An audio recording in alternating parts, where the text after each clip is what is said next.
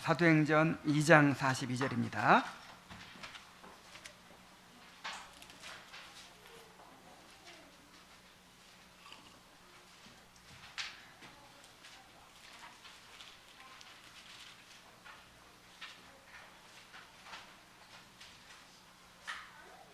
자, 함께 읽겠습니다. 2장 42절. 자, 시작. 그들이 사도의 가르침을 받아서 서로 교제하고 떡을 떼며 오로지 기도하기를 힘쓰니라. 아멘. 현대 개인주의 문화는 스스로 하나님같이 되고자 하는 인간의 교만을 잘 보여줍니다. 요즘에 비혼식이라는 게 요즘 이렇게 유행하기 시작했다고 합니다. 여러분 들어보셨어요? 결혼식이 있는 것처럼 비혼식이 있대요. 결혼을 하면은 이제 친구들 뭐 이렇게 가족 친지들 다 와가지고 축하해 주잖아요. 그리고 회사에서도 휴가도 주잖아요. 휴가도 주고 또 결혼 축하금도 주잖아요. 근데 결혼을 안 하는 사람은 손해잖아요. 그것도 하나의 선택인데 아무도 축하 안 해주고 또 회사에서 뭐 나오는 것도 없어요.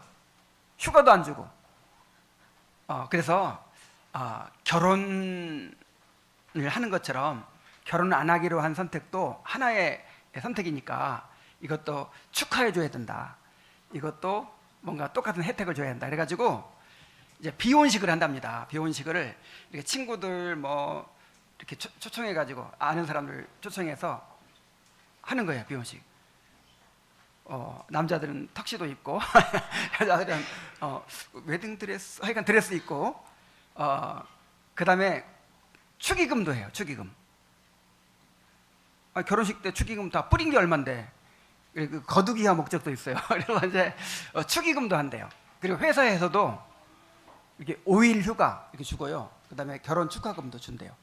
그래서 이제 그런 회사들도 늘어가고 있대요. 이제 그리고 그 사람들이 이제 그렇게 그러니까 하나의 선택으로 존중하는 거죠. 근데 그분들이 이제 하는 말이 왜 내가 비혼을 선택했느냐? 이렇게 결혼 가정을 이루고 자녀 낳고 이렇게 사는 게 살다 보면은 내 삶이 없다는 거예요. 뭐가 없다고요? 내 삶이 없다는 거예요.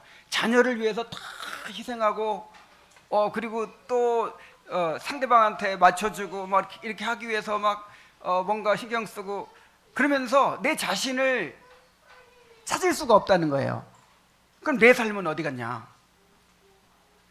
그래서 자신의 삶에 충실하기 위해서 비혼을 선택한다는 거예요. 하나님은 우리를 이 가정 안에서, 이 공동체 안에서 우리의 정체성을 찾게 하셨거든요. 그런데 사람들이 반대로 생각하는 거예요. 그런 것들이 나를 잃어버리게 만든다. 나를 찾지 못하게 만든다. 얽매이게 만들고 억압하고 내가 없어지게 만든다. 이렇게 생각하는 거예요. 그래서 다 나를 얽매이고 억압하는 그런 모든 관계를 다 그냥 이제 벗어나려고 하는 것이죠. 이게 정말 얼마나 이 개인주의 문화가 우리 사회에 지금 이렇게 만연하고 있는가를 잘 보여주는 모습이에요. 자, 그런데 이러한 문화가, 이런 개인주의 문화가 교회 안에도 스며들어서 우리의 신앙생활 전반에 영향을 미치고 있다는 거예요. 그러나 우리는 하나님께서 우리를 홀로 존재하도록 부르시지 않고 서로 연합하여 그리스도의 몸을 이루도록 부르셨다는 사실을 기억해야 합니다. 우리를 그리스도의 몸의 지체로 부르셨어요. 그래서 이 지체는 몸 안에 있을 때 자기를 찾을 수 있는 거예요. 자기를 발견할 수 있는 거예요. 이 몸을 떠나면 자기를 잃어버리게 되는 거예요. 교만은 자신을 독립적인 존재로 생각하지만 겸손은 자신을 그리스도의 몸에 연결된 한 지체로 받아들입니다. 겸손한 신자는 교회의 질서 아래서 함께 가르침을 받고 함께 기도하고 함께 교제하며 섬기는 것을 통해서 자신의 겸손을 드러냅니다. 겸손은 하나님께서 정해주신 위치에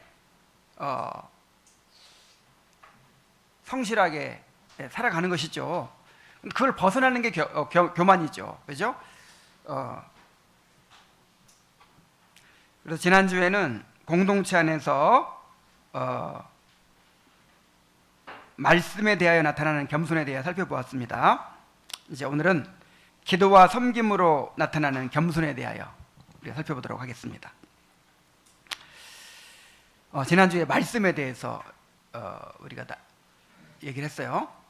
정말 겸손한 사람들은 공동체 안에서 공동체 예배 가운데서 말씀을 간절히 사모하고 그 말씀을 소중하게 여기고 그래 겸손히 받는다고 했습니다. 이 예배를 통해서 특별히 그 겸손을 우리가 확인할 수 있다고 했어요. 그런데 이러한 겸손은 겸손한 헌신은 말씀에 대한 겸손한 헌신은 기도에 대한 겸손한 헌신과 밀접하게 관련이 있다는 것입니다. 자, 왜 그렇죠?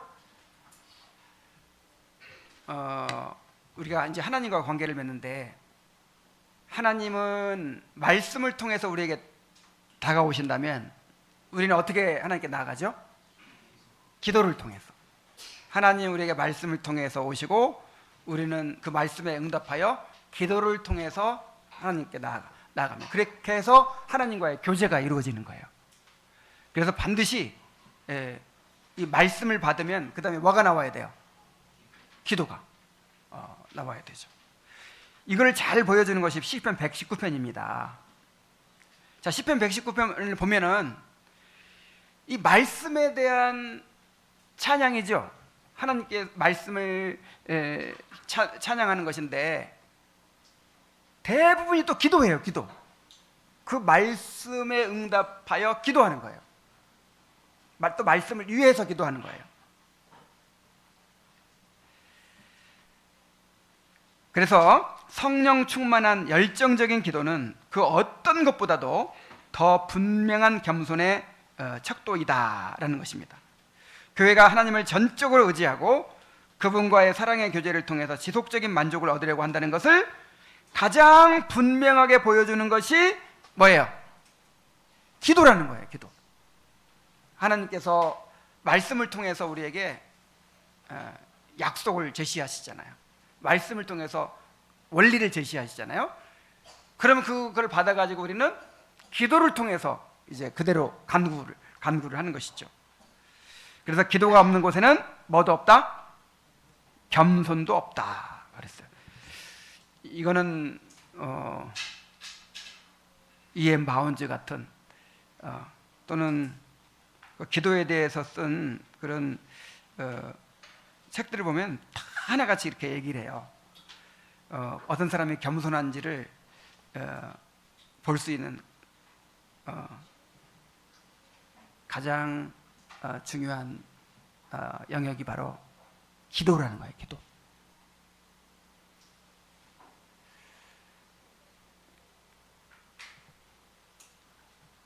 자, 웨인맥이라고 하는 사람이 이렇게 얘기했습니다. 기도하지 않는 것보다 더 분명한 교만의 증거는 없다. 자, 기도하지 않는 것보다 분명한 교만의 증거는 없어요. 기도를 귀하게 여겨 중시하지 않으면 스스로 지혜롭게 여기고 스스로 만족하려는 성향이 싹 틀 수밖에 없다는 거예요.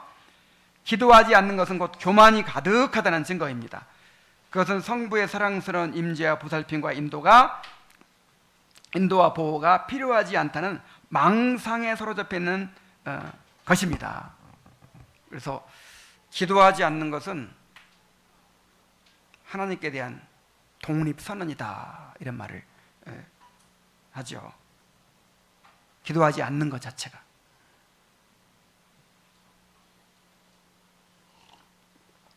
자, 우리 아이들, 어린아이들 입만 열면 누구 불러요? 엄마 찾잖아요. 엄마에게 의존되어 있으니까 입만 열면 엄마 찾잖아요. 무슨 일만 생기면 엄마 찾잖아요. 근데 아이가 이제 2살짜리 3살짜리 아이가 엄마를 안 찾아. 그럼 어떻게 되겠어요?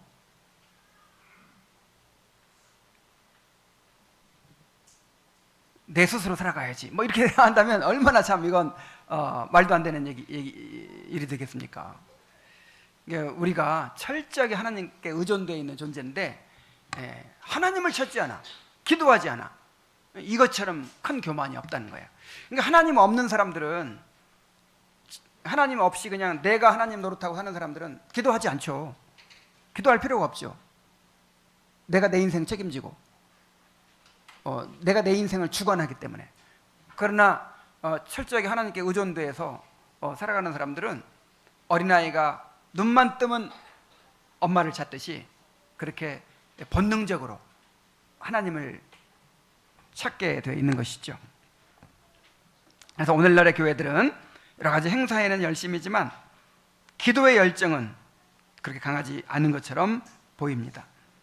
교회들은 끝없는 활동에만 전념할 뿐 열정적인 기도에는 무관심해요. 자, 그런데 초대교회도 그랬을까 보면 초대교회는 열심히 합심해서 기도했습니다.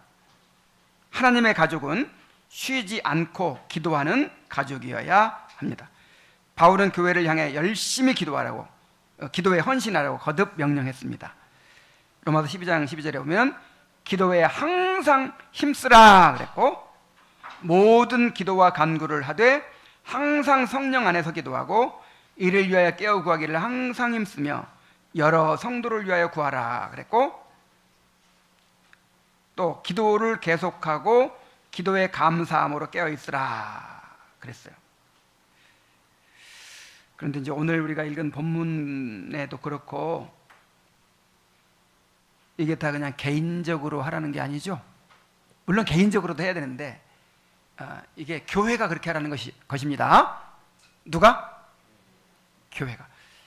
그래서 이 책의 저자가 지적했듯이 성경을 읽을 때 우리는 너무 개인주의에 이렇게 사로잡혀 있어가지고 성경 본문을 전부 다 개인한테 해당되는 것으로 다 읽어요.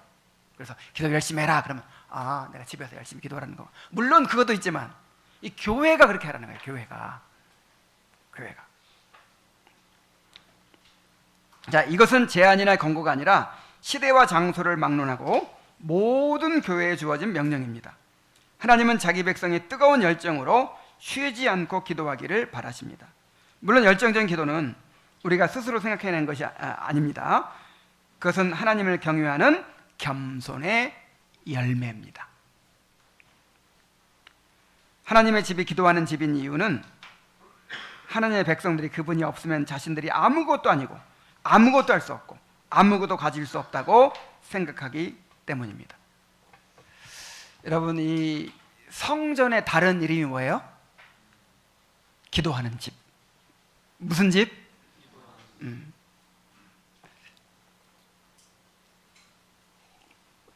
예수님께서 내 집은 만민의 기도하는 집이라 이렇게 말씀하셨잖아요. 근데 솔로몬이 성전을 건축하고 나서 이제 봉헌식을 하는데 그 솔로몬의 그 봉헌식 하는 가운데 기도부를 보면 어떤 내용이냐면 기도에 대한 내용이에요. 그래서 하나님의 백성들이 어려운 일을 만나서 성전에 와서 기도를 하거든 들어주십시오 이런 내용이잖아요. 기억나요? 열왕기서에서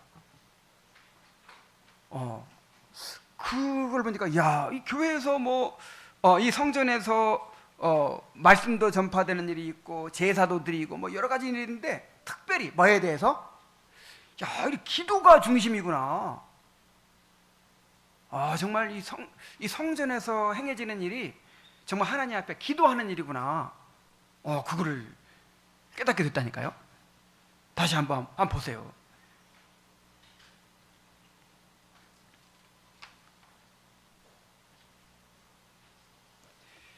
자, 왜 우리가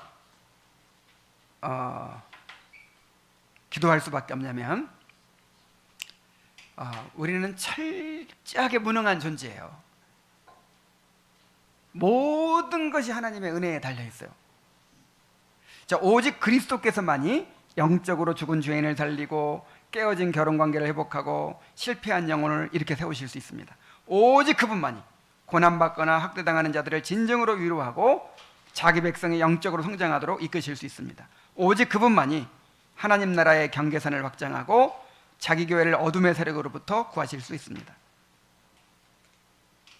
정말로 그렇다고 믿습니까? 네, 한 3분 정도가 믿네요.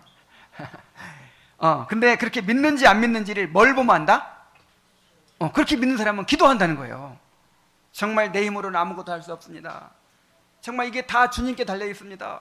이렇게 진짜 믿으면 뭐 해요? 기도해요. 근데 이론적으로는 그렇다고 생각하면서 실제로는 그렇게 믿질 않아. 그러니까 기도하지 않는다는 거예요.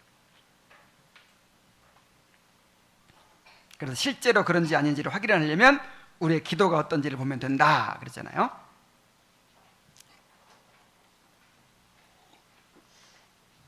자, 그런데 특별히 여기서 강조하는 게 지금 이 교회의 기도입니다. 개인 기도는 중요하지 않다 그게 아니고 당연히 중요하죠. 그런데 여기서 강조하는 것은 지금 이 공동체 생활을 강조하고 있어요. 그래서 합심 기도가 중요하다네요. 합심 기도. 자, 합심 기도를 얼마나 많이 하고 있습니까? 자, 물론 기도의 질은 매우 중요하지만 기도의 양도 그에 못지않게 중요합니다. 겸손한 교회의 기도는 헌신적이고 항시적이며 견실한 특성을 띱니다.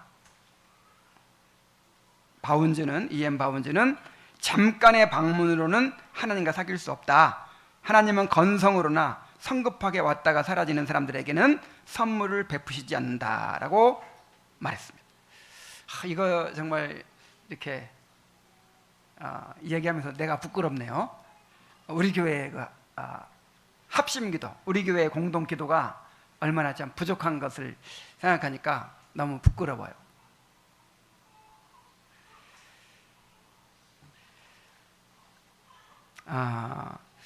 참 이게 우리 수준인 것 같아요. 그래서 정말 여기 오늘 본문에 오로지 기도하기를 힘쓰니라. 그들이 사도의 가르침을 받아서 서로 교제하고 떡을 떼며 오로지 기도하기를 힘쓰니라 그랬죠. 야, 이게 진짜 올바른 교회인데 우리가 지금 이 합심 기도를 말하고 있는 거거든요. 교회가 함께 기도하는 거. 우리가 이렇게 말할 수가 있나? 우리 주님의 교회가 오로지 기도에 힘쓰고 있다고 말할 수 있겠습니까? 이 공동체의 기도가 정말 성장할 필요가 있습니다. 자라가야 돼요. 그래서 우리는 합심해서 기도하는 시간이 수요 기도회밖에 없어요. 수요 기도회 잠깐 하는 거 그거밖에 없어요. 그리고 또 이제 3개월에 한 번씩 하루를 내 가지고, 하루도 아니네, 한 잠깐 몇 시간 내 가지고 그렇게 토요일 날 영적 각성을 위한 기도 모임을 하기로 했는데 정말 현재 하고 있는 것만이라도 성도들이 필요성을 느끼고 다 같이 참여해 가지고 양도 좀 더 늘리고 기도 시간도 좀 더 늘리고 이렇게 해야 될 것 같아요. 제가 지난 주에 그 노예 준비 모임에 가가지고 이제 그 설교를 들었는데 그 노회장님인 김인성 목사님이 설교를 하셨는데 그 청교도들이 합심 기도 모임으로 모여가지고 이제 그렇게 했던 그 내용을 이렇게 인용을 해줬어요. 근데 거기 보니까 설교 1시간 하고 이제 어떤 목사님이 나와서 설교 1시간 합니다. 그 다음에 다른 목사님 나와서 기도를 2시간 합니다. 끝나면 또 다른 목사님 나와서 설교를 1시간 합니다. 그 다음에 또 다른 목사님 나와서 기도를 2시간 합니다. 이런 식으로 이런 식으로 그냥 하루 종일 그렇게 하는 거예요. 정말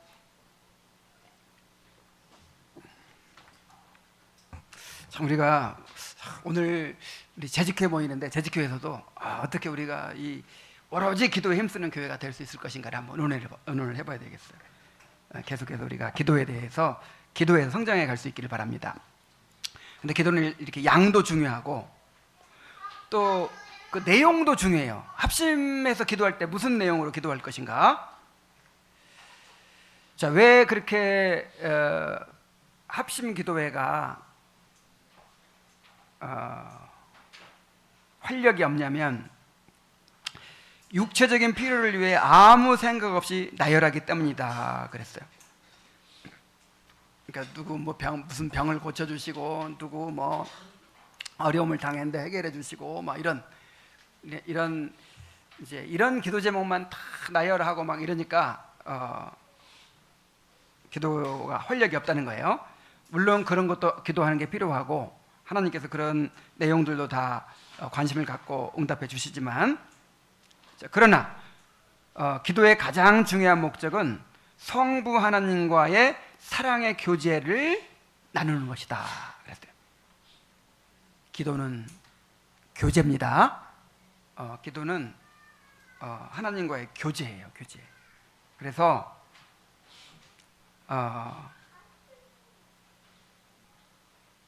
그들은 하나님이 주시는 것들보다 그분을 더욱 간절히 사모한다 그랬죠.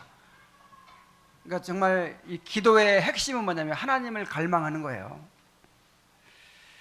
그들은 그리스도를 통해 창조주께 가까이 나아가서 그분의 영광과 아름다움을 즐거워하며 그분의 선하심과 은혜를 찬양하고 자신들의 실패와 죄를 고백하며 물질적인 축복이 아닌 영적인 축복을 먼저 간구한다는 거예요.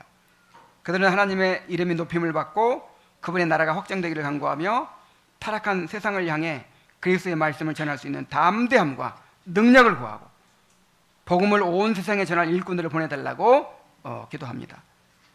그들은 믿음 때문에 박해를 당하고 고난을 받는 형제들을 비롯해서 나라를 다스리는 정부 관리들을 위해 기도하고 경건한 지도자들과 정의로운 법을 허락해달라고 간구할 뿐만 아니라 성령의 조명을 통해서 영적인 눈이 더욱 환하게 열려서 그리스도와 그분의 사랑을 더욱 깊이 알게 해달라고 기도합니다. 그리스도의 재림을 통해 하나님의 나라가 온전히 임하기를 간구합니다. 그러니까 이게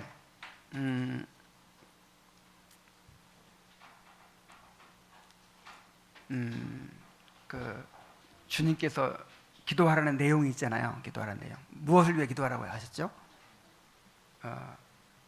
하나님의 이름, 하나님의 영광, 그 다음에 하나님의 나라, 하나님의 뜻을 구하라고 했잖아요. 그리고 우리가 요한계시록에서도 우리가 살펴봤는데 하나님께서 우리의 기도에 응답하여 이 구원과 심판의 역사를 이루신다는 거예요. 우리 기도가 단지 우리의 필요를 채움받는 그런 차원이 아니고 제사장으로서 주님의 구속사역에 참여하는 것입니다. 이런 의미가 있어요. 우리의 기도가 하나님 나라를 이루는 일에 참여하는 거예요. 기도를 통해서. 그래서 그냥 항상 그 우리의 필요만 구하는 그런 기도에 머물러서는 안 된다는 것이죠.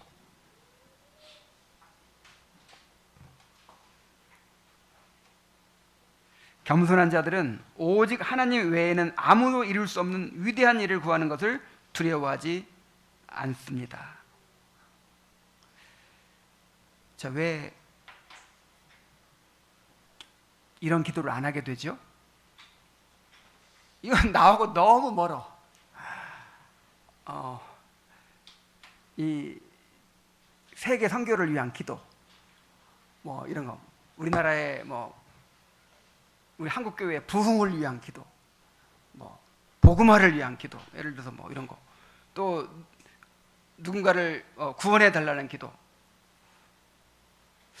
그리고 하나님의 나라가 속히 확장되고 또 완성되게 해달라는 기도, 막 이런 기도는 나하고 너무 멀어. 내가 그 기도 하나 안 하나 뭐 큰 상관이 없는 것 같고, 또 너무 커. 내가 생각하기에 이건 너무 큰 일이고, 이거는 이루어질 것 같지도 않고. 그런데 이것은 기도가 무엇인지를 몰라서 그런다는 거예요. 기도가 그저 내 소원 성취의 수단으로 그렇게 내가 뭐 원하는 거 구하고 하나님이 그걸 주시고 이런 게 아니고, 우리가 그리스도 안에 있는 제사장으로서 하나님 나라를 이루어가는 일에 기도를 통해 참여한다. 자, 이렇게 이제 기도를 생각하면 그렇게 큰 일을 위해서 구하게 되는 것이죠. 그래서 그 요한계시록에 보니까 성도들이 뭘 위해 기도해요? 심판을 위해 기도하잖아요. 어서 속히 하나님의 심판이 이루어지게 해달라고 기도하고, 어서 속히 택한 자들의 구원이 이루어지게 해달라고 기도하고. 근데 그 기도를 받아가지고 그 기도를 천사들이 막 이렇게 금향로에 담아다가 하나님의 보좌 위로 올라가니까 그리고 그 향로를 쏟으니까 거기서 이제 심판이, 세상에 대한 심판과 구원의 사역이 막 나오잖아요.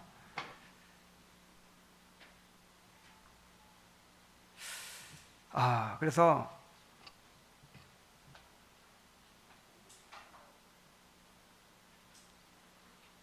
정말 우리가 이거는 이게 겸손이에요, 겸손. 그러니까 뭐 나는 사실 뭐 사랑도 없고 뭐 그렇게 주님께 크게 헌신되지도 않았고 참 너무 부족하고 그런 사람인데 내가 감히 막 이렇게 큰 일을 구할 수 있나? 그래가지고 안 구해. 이게 교만이고, 이게 정말 그 하나님의 계획을 무시하는 교만이에요. 그런데 나는 부족하고 연약하고 나는 아무것도 아니지만 내가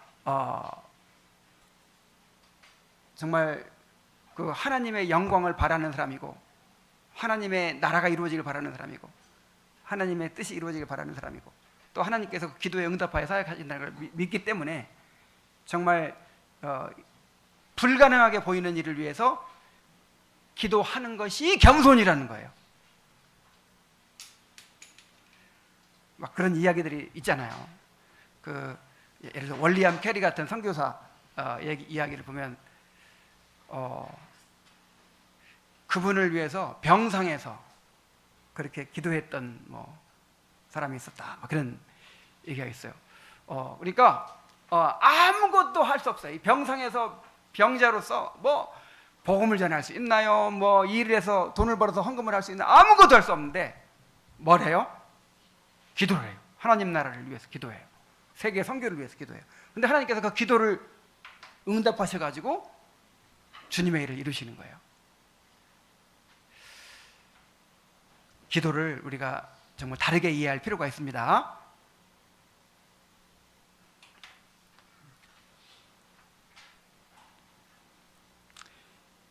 자, 그들의 기도는 한결같이 우리 가운데서 역사하시는 능력대로 우리가 구하거나 생각하는 모든 것에 더 넘치도록 능히 하실 이에게 교회 안에서와 그리스도 예수 안에서 영광이 대대로 영원무궁하기를 원하노라. 아멘이라는 송영으로 끝을 맺습니다.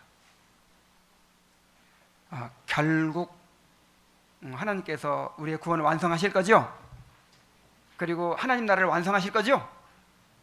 그래서 우리가 구하는 것보다, 생각하는 것보다 더 놀랍게, 더 크게 이루실 것이 틀림없어요. 그렇게 하나님을 크게 생각해야 된다는 거예요. 그리고 하나님께서 우리의 기도를 사용하신다는 걸 생각하고 정말 우리가 하나님의 이름과 하나님의 나라와 하나님의 뜻을 위해서 기도해야 됩니다.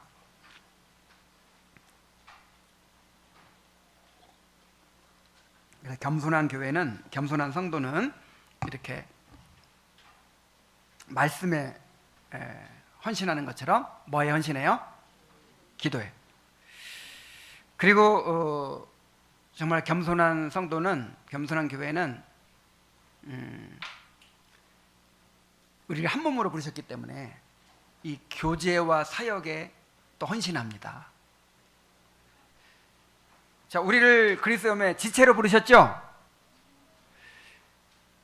그래서 우리 몸을 보세요. 우리 몸의 모든 지체가 다 몸과 연결되어 있어가지고 무엇을 위해 일해요? 몸을 위해서 일해요. 몸을 위해서. 우리 몸에 붙어있는 지체 중에서 몸을 위해 일하지 않는 지체는 아무것도 없어요. 우리 몸에 붙어있긴 붙어있는데 아무 일도 안 한다. 그럼 그게 뭐죠? 사막이나 무슨 혹이나 뭐 그런 것일 거예요. 뭔가 제대로 된 지체라면 우리 몸을 위해서 뭔가를 해요. 그런 것처럼 우리 교회 지체들도 그렇게 서로 연결되어져서 이 몸을 위해서 일하는 존재입니다. 자, 겸손한 교회는 일체성을 지닙니다. 그런데 일체성은 획일성과는 거리가 멀어요. 바울 사도는 교회의 일체성을 강조하고 나서 우리 각 사람에게 그리스도의 선물의 분량대로 은혜를 주셨나니라고 말했습니다. 하나님의 가족은 다양한 인격과 성숙도와 은사와 역할을 지닌 자녀들로 구성되어 있습니다. 다양성 안에 일체성이 있고 일체성 안에 다양성이 있습니다. 그리고 일체성이라는 말 대신 통일성이라는 말을 우리 그동안 써왔죠. 우리 한번 따라해 봅시다. 통일성, 다양성.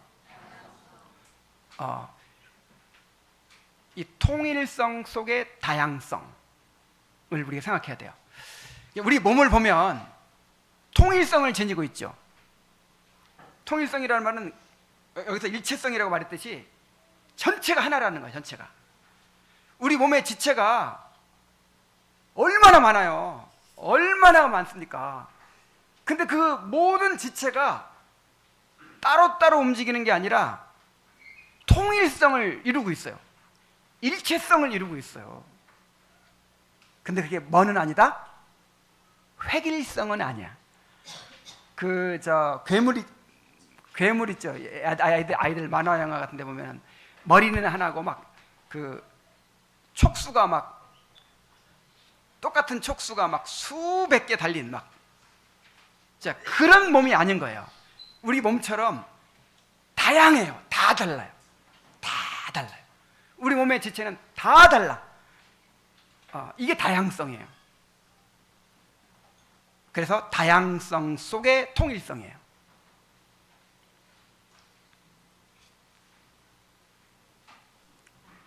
그래야 온전한 몸이 이루어져요. 온전한 몸이.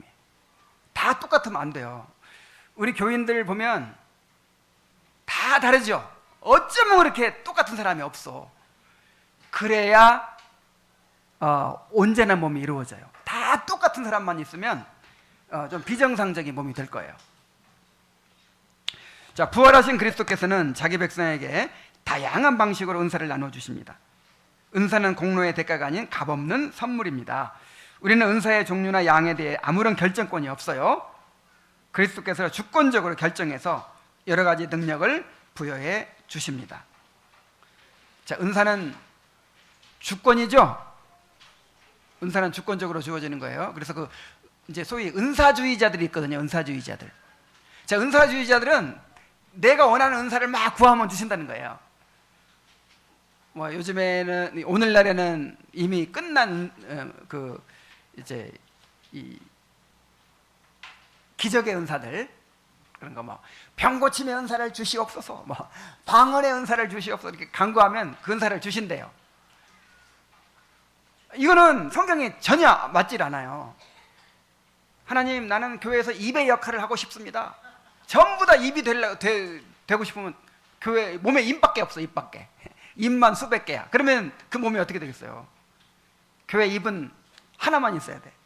몸에 입은 하나만 있어야 돼. 다리는 2개만 있어야 돼. 손은 2개 반 있어야 돼. 다 달라요. 이것을 누가 결정한다? 하나님이 결정한다. 그래서 내게 주어진 은사에 감사하고 만족해야 돼요.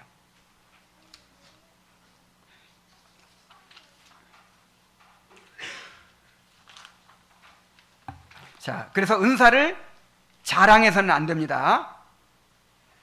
은사를 주신 하나님께 감사와 찬양을 드려야 합니다. 건강한 교회란 모든 지체가 그리스도께서 주신 은사를 그분의 영광을 위해 사용하는 교회를 가리킵니다. 자, 우리가 건강한 교회가 돼야 되겠죠? 그래서 우리가 교회를 꿈꿀 때 건강한 교회를 만들어야 되는데, 진짜 우리 교회에 막 뛰어난 사람들이 막 있어가지고 그냥 그 사람들이 막 그냥 교회를 다 이끌어가고 막 부자들이 있고 막 아니면 재능 있는 사람들이 있고 막 해가지고, 자, 그런 교회가 좋은 교회가 아니라는 거예요. 모든 성도들이 자기가 받은 은사를 발휘해서 지체 역할을 하는 교회, 그런 교회가 건강한 교회입니다. 그런 교회를 우리가 꿈꿔야 돼요. 자, 은사를 사용하려면 올바른 자아인식이 필요합니다. 내게 주신 은혜로 말미암아 너희 각 사람에게 말하노니 마땅히 생각할 그 이상의 생각을 품지 말고 오직 하나님께서 각 사람에게 나누어 주신 믿음의 분량대로 지혜롭게 생각하라. 우리에게 주신 은혜대로 은사가 각각 다르니 라고 말했어요.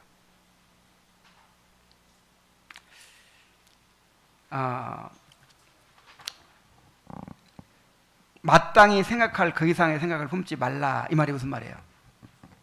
분수에 넘치는 생각을 하지 말라 이거죠. 내게 주어진 은사가 이만큼인데 이거에 불만을 가지고 왜 나한테는 이밖에 안 줬나? 왜 나한테는 다른 사람에게 주신 은사를 안 줬나?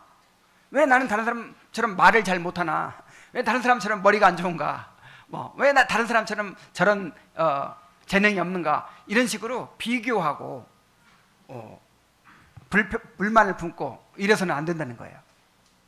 내게 주신 은사, 내게 주신 은사를 발견하고 그 은사에 충실해야 되죠. 자, 그렇게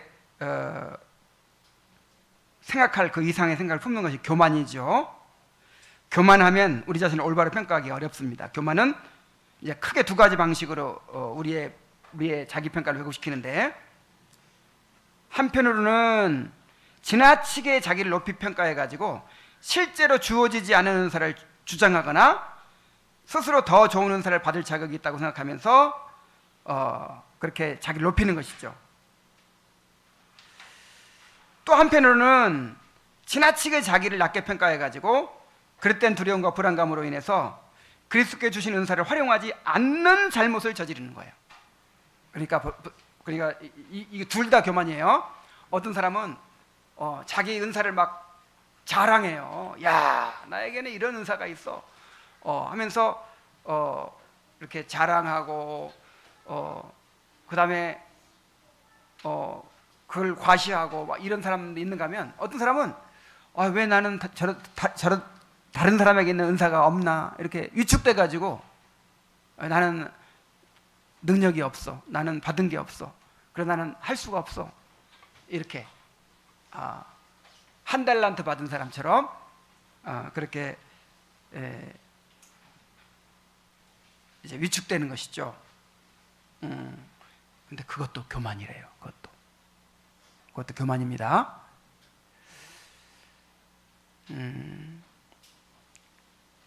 그 장자가 그런 말을 했나? 이런 말이 있어요. 꽃도 생각이 안 나네. 모란꽃 밑에서도 그 제비꽃이 당당히 핀다. 그러니까 뭐 정확하지 않은 얘기지만 그런 비슷한 얘기예요. 막 이렇게 큰 꽃이 막 화려하게 피고 있는데 그 제비꽃, 요즘 제비꽃 많이 피었더라고요.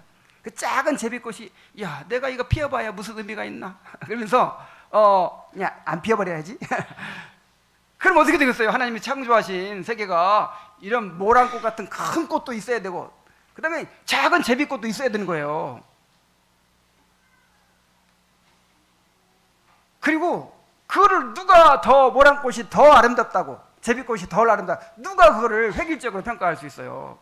다 독특한 아름다움이 있고 가치가 있는 것이지. 그래서 다른 사람과 비교해가지고 우월감을 가지는 것도 교만이고 열등감 가지는 것도 교만이에요.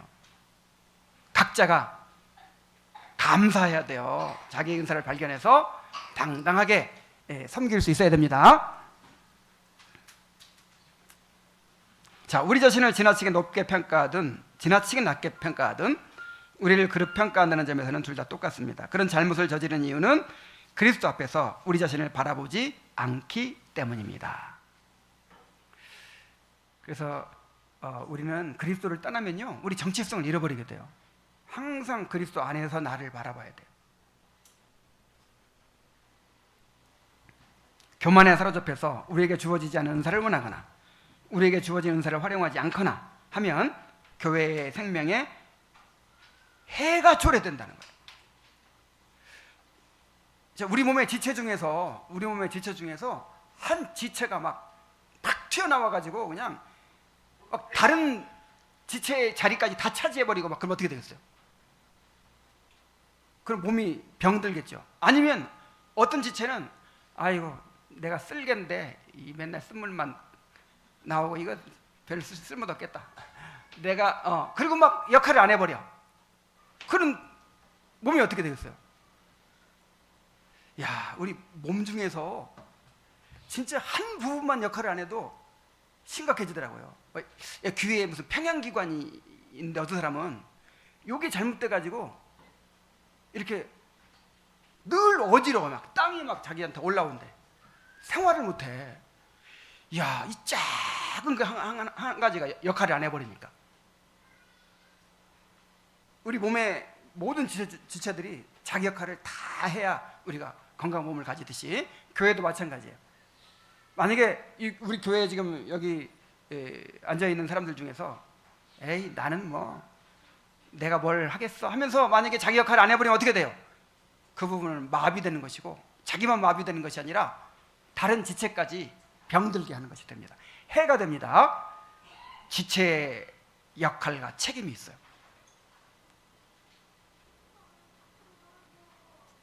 그래서 한마디로 겸손해야 됩니다. 어떻게 해야 돼요? 자, 이 겸손이 내게 주어진 지체의 역할을 하는 게 겸손이라는 거예요. 지체의 역할을 잘 감당하는 것이. 겸손의 은혜는 그리스도께 주신 은사를 발견해 그것을 힘써 발전시켜서 그분을 섬기는 데 사용하도록 이끌어 줍니다. 겸손한 사람은 하나님이 내게 말씀을 전하는 은사를 주셨어 라거나 하나님은 내게 교회를 다스리는 은사를 주셨어 라고 말하기를 주저하지 않습니다. 이건 교만이 아니라는 거예요. 저는 하나님께서 말씀을 깨닫고 전하는 은사를 주셨다고 생각합니다. 그래서 목사가 됐어요. 자, 이거는 교만이 아니고 이게 겸손이에요. 오히려